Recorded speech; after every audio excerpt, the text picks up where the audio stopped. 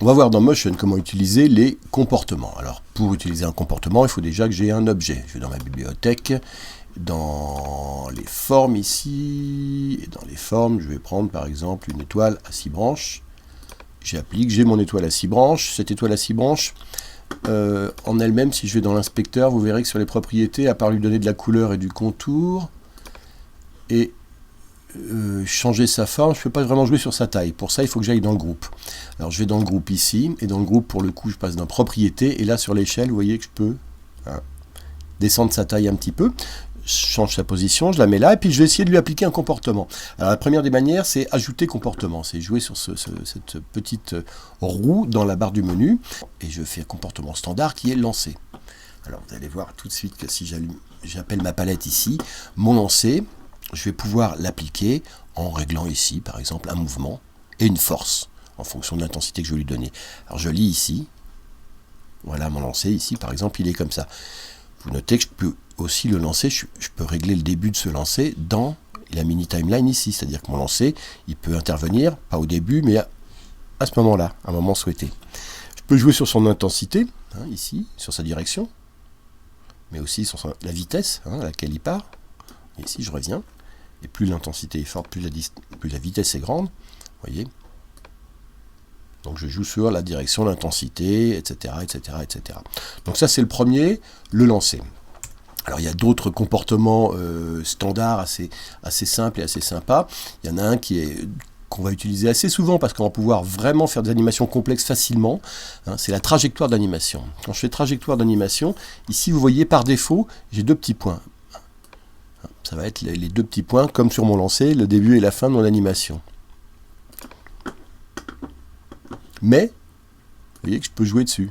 Je peux dire, voilà, je vais de là à là, je vais de là à là.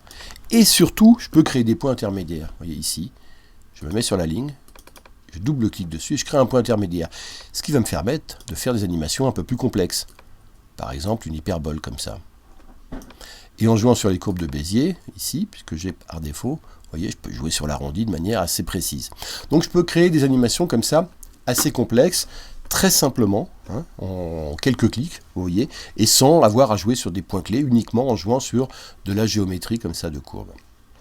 Il y a d'autres choses que l'on peut faire également, tout en faisant d'ailleurs des trajectoires d'animation.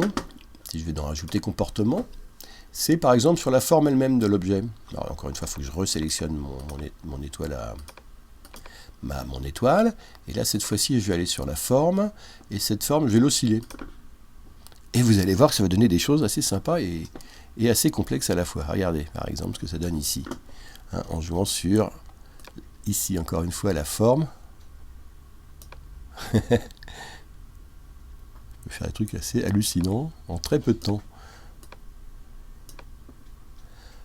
Alors là, ça ne donne pas grand-chose, mais imaginez par exemple que je donne de la couleur à mon étoile. Je vais la remplir de jaune, par exemple, ici, avec un contour rouge. Allez, viens là, toi. Hop là, plutôt dans le rouge. Hop, ici. Avec une largeur comme ça, une rondeur plus comme ça. Ou même ici, si je vais carrément dans l'inspecteur, ici, je joue sur la forme, non, sur le style, et que voilà, je joue sur l'opacité pour avoir presque 3 couleurs. Voilà, comme ça. J'aime bien ça. C'est assez années 50. Voilà. J'ai des trucs tout de suite, regardez. Dans l'oscillation. Alors, je rejoue sur l'oscillation encore, assez facilement. Vous voyez ce qu'on peut faire comme type de choses. Hop. On aura une espèce de respiration. Et vous voyez, ça m'a pas pris longtemps, vraiment, pour faire ça. Il a suffi d'ajouter 2 trajectoires. Alors, il y en a plein d'autres. Là, j'ai fait osciller, mais imaginons par exemple que dans la forme, je fasse agiter la forme. On va voir ce que c'est celle-là, cette fois-ci. Regardez, c'est encore autre chose. Vous voyez? Et tout ça se règle évidemment, si je reviens dans ma palette. La quantité d'agitation, le multiplicateur, si je l'applique au point ou aux tangentes ou au point et tangente. Et là, c'est quand même un peu plus cohérent.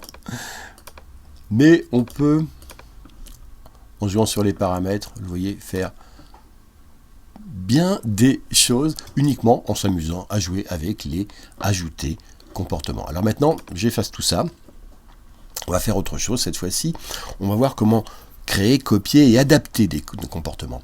Alors pour le moment, je vais créer 3 formes. Je vais créer un premier rectangle, comme ça, un deuxième rectangle, comme ça, et un troisième rectangle, comme ça.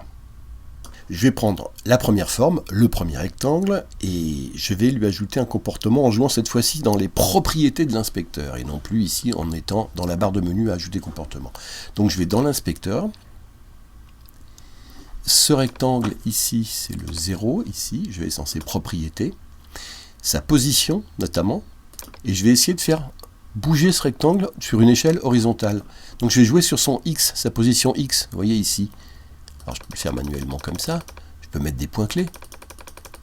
Je vais essayer de le faire en jouant sur les comportements dans Motion. Donc X ici, si je fais CTRL X ici, je peux par exemple faire osciller. Vous voyez l'oscillation? Je peux jouer encore une fois ici sur son amplitude. Si là elle est à 100, je peux aller au-delà de 100 ici. Hein, je peux aller bien au-delà de 100. Je vais même aller tout de suite à 300. Je veux une grande amplitude. Je peux jouer sur la vitesse à laquelle il se promène. Un peu beaucoup. Je peux jouer sur la phase, c'est-à-dire le point de départ et d'arrivée. Et faire des demi-plages simplement. Moi pour le moment, l'entière plage m'intéresse. Mais l'amplitude n'est même pas suffisante. J'en veux beaucoup plus de l'amplitude. J'aille presque à 400. 450. Voilà, de manière à ce que ça sorte un petit peu sur le côté, comme ça. Voilà. Donc, vous voyez, celui-là, c'est fait. Il oscille horizontalement parce que j'ai joué sur le X ici.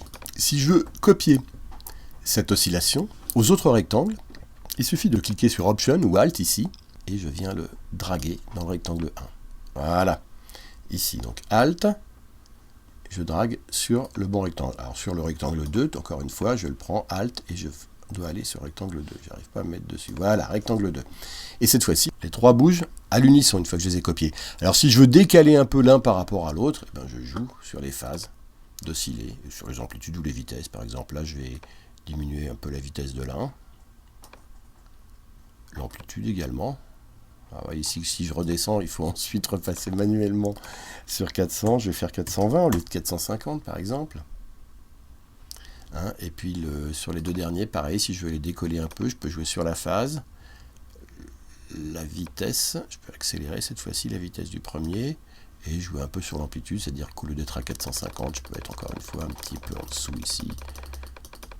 Et là, cette fois-ci, j'ai quelque chose qui peut me servir de transition de masque, un effet assez spécial entre mes 3 rectangles. Alors, on vient de voir comment on pouvait copier un comportement, l'oscillation, qu'on avait créé sur une forme, à plusieurs formes en faisant clic-drag avec l'option active. Si je veux le déplacer simplement de l'un à l'autre, je ne mets pas l'option et je l'enlève là pour le mettre là.